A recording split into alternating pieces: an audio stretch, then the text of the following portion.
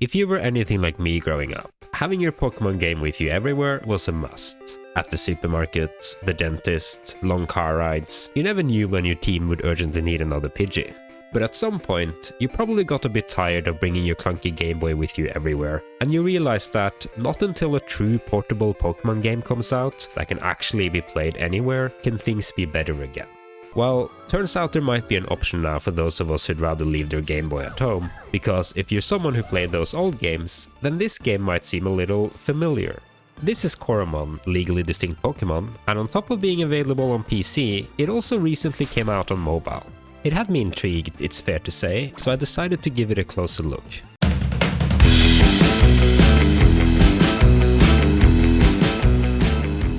Coromon, not that one, is a Pokemon clone. Now, since Pokemon clone can mean a lot of things, ranging from heavily inspired to people wishing they were a lot more like Pokemon, let's start by having a look at what playing Coromon is actually like.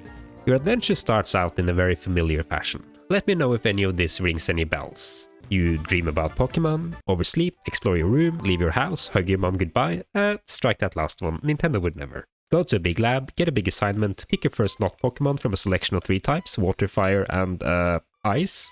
Sure. Why not? Have one battle later against your type disadvantage and on your adventure you go. Only difference is it's the professor getting his hands dirty this time around. We had to glitch the hell out of the game to get that match back in the day. And from then on, a very familiar structure unfolds, with 100+ monsters to catch, tame, a light-hearted story, evolutions, even types and the idea of weaknesses are, for the most part, heavily inspired by a certain other series. Strength puzzles make a comeback as well, for better or worse, and it's in good company next to whatever the hell this logic puzzle is. If you're used to the puzzles in Pokemon, which tend to take more of a backseat, fair warning that this game will just randomly turn into Brain Age from time to time. The type chart isn't anything near the behemoth of Pokemon, but depending on who you ask, that might be a good thing. This already looks worse than it is, as many of these types are for attacks only. Anyways, you soon hear of legally distinct Pokemon going on a rampage for mysterious reasons, and as the game's protagonist and convenient person that just happens to be in the area, you're naturally asked to go fix it. When it comes down to story, Coromon could have easily been a long-lost Pokemon game released somewhere between Emerald and Diamond Pearl, and I don't think that's a bad thing at all. Getting that same feeling down this well is no easy task. Say what you want about Pokemon's trappings, but the core of the experience, the writing, the artwork and the music are usually always on point. It is of tremendous quality in subtle ways that are hard to replicate. Despite that, I think Coromon gets incredibly close, even if matching the behemoth that is Game Freak and the Pokemon Company is always going to be an uphill battle. The designs of some of the monsters are an example of this. Many of them look undeniably incredible. Like when I first saw this crab guy, my primary mission immediately became to find one for my team. Which, not to brag, but he's kinda glorious. Even though he's smaller than that other one for some reason. Maybe the scale doesn't quite work with the perspective, or I just caught a little guy? Do they even come in different sizes? It doesn't matter, he's perfect. The design here is really strong, whereas some other monsters looks a bit more, less strong. They have a lot of cool ideas, but it can end up looking a bit cluttered, even if their core designs are quite simple. But for the most part, monsters are excellent, and I found the later half of the game to be even better in this aspect than the first half. And I feel like this is one of the most important things to get right in a game like this, where wanting to collect these little buggers is the main point. But the similarities doesn't just end there at the surface level. It is very clear that the developers have played their fair share of Pokemon. One obvious example of this is the introduction of what I would call enthusiast Pokemon features. Things that Pokemon fandoms have had for ages, but wasn't part of the actual franchise for a long time, if ever. Things like easy access to hidden stats, type weaknesses in the battle menu, the ability to always run, automatic healing after battles if on easy mode. Oh yeah, and actual difficulty settings to keep things more interesting for experienced players. The technology is finally here. Yes, it is incredible. And interestingly, when designing a harder difficulty mode, where do you think the developers looked? Towards other games in the RPG genre? No, of course not. They know what they like. Again, they looked at Pokemon. More specifically, the many challenges that has popped up over the years. Catching new Pokemon is too easy? What if you can only catch the first Pokemon on each route? Have too many strong Pokemon? What if they just permanently die when they faint? Their hardest difficulty is really just those challenges implemented directly into the game itself, as opposed to being something self-imposed. which has the added bonus of removing any chance of making mistakes or the temptation of bending the rules. Yes, Your Honor, I promise that Abra was my first encounter on this route, and yes, I caught it with one ball. No more questions, please. Which is obviously very cool, and it's a clever way to introduce mechanics that you know are going to interest fans. And another place where its similarities to fan ROMs is a very good thing is in how it approaches its story. Considering how it starts, I went into the game expecting a very safe Pokemon-like experience. You know, 8 gyms, a league, a rival or two maybe, the usual. But I was pleasantly surprised to find something quite a bit more interesting, or unhinged might be a better descriptor. It goes off the rails is what I'm trying to say. Which is maybe to be expected, as even fan ROMs aren't always known for staying on the rails exactly, and I'm glad this follows in that tradition, with not Pokemon going wild, big conspiracies, and aliens? Why not? Before you know it, these blue guys show up, and turns out they're behind all of the bad stuff that's been going on. But then they're all like, we're not even from this planet, and then lift up this guy as some sort of weird power trip. I would say it's a bit darker than what Pokemon normally is, but Lance did Hyper Beam that guy, so we'll call it a wash.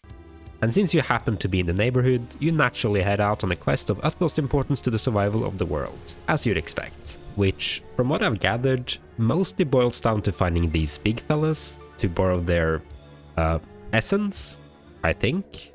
And at this point, I'm glossing over that moment you turned into ghosts or had to fight a fuse box. It's not like the story is gonna take home any literary awards or anything, but it served its purpose, and there's a lot of character and life at display here, which I really appreciate. But I do wish that other aspects of the game were just a little more willing to innovate as well. This is maybe a place where they should have gone a step beyond most ROM hacks. Instead of swapping Pokeballs out for fidget spinners, maybe catching Pokemon could fundamentally be a different experience instead. Maybe something a bit more engaging than what, at the end of the day, basically boils down to a dice roll. And the reason why I'm setting the bar a bit higher for this game is that for the places where it does innovate, it has some really cool ideas. I really like the aforementioned side story where you turn into a ghost, for example. It's just wacky enough to spice up the gameplay, and it didn't overstay its welcome. And it does a great job at building up the atmosphere of this haunted town as well. And another great example is with the updated PowerPoint system. In Coromon, your SP is a lot more limited than PowerPoints are in Pokemon normally. This is mainly because there's just one counter for all of your moves. So they all use points from the same pool, just different amounts based on their strength. Meaning that even if you're fully healed before a fight, you're likely to run out. So to make up for it, refilling your power points is now a main part of the battle as well, and as such, the mechanic feels a lot more integrated into everything else that's going on. Instead of just being something to chase you back to a center every 2 fights, now there's a real chance your opponent will also run out during a battle. While I don't think the new system is perfect, I think it creates for a much more engaging experience. And that is the stuff that I want more of. Coromon ultimately feels so comfortable being an old school Pokemon game, which it undeniably nails, but I can't help but feel like some potential has been squandered. This isn't a fan ROM, this had a budget, this had a lot of talent behind it, both in terms of art and programming. This didn't have to be as tethered to the trappings of Pokemon as it is. Statuses like Poison or Freeze, moves like Chomp, getting knocked down instead of flinching, the shocked status instead of paralysis, it's all tweaked a little, but it's also very similar. And while I think a lot of it warranted copying, I also can't help but feel like maybe they copied too much. If you hope to come in getting to learn a lot of new mechanics and how they interact, that won't always be the case here. And some things that are pretty disliked in Pokemon that the series itself has started to move away from are still present here, like random encounters appearing everywhere in long caves for example. It feels like changes could have been made to get around the need for some of these less liked aspects. So with all the nitpicking out of the way, let's finally talk about what might be the elephant in the room, at least for the people who have played the game, or have been paying attention to the video I guess. The microtransactions, which are here, for sure. On the positive side, there is a paid version to unlock the full game. On the negative side, however, there's also the very mobile-esque looking shop that every phone game must include by law at this point, I'm pretty sure. And in the weirdest choice of them all, it doesn't actually go away either after unlocking the full game. It's just always there, right in the main HUD, always in sight. Like, why does it have to be right there? And why does it take me 2+ clicks to get to any of my items, while the shop only ever takes 1? After having purchased the full version of a game, it would be nice to have everything that isn't a cosmetic unlocked. At least I no longer need the shop on speed dial like this, we're just not that kind of close. But at the end of the day, putting aside all of this, if you love Pokemon, chances are you will feel right at home here. It's to the point where you can just apply most of your old Pokemon knowledge to the game uncritically, and your expectations will be rewarded. I just wish that it would have done a little bit more to shake up the formula, but for what it's set out to do, I don't think this is a bad effort at all. And it's absolutely worth a try if you just want Pokemon on your phone, but without all that emulator stuff. And even if this mess is always just hiding in the woodworks, being a one-time purchase, ultimately, it's hard not to recommend.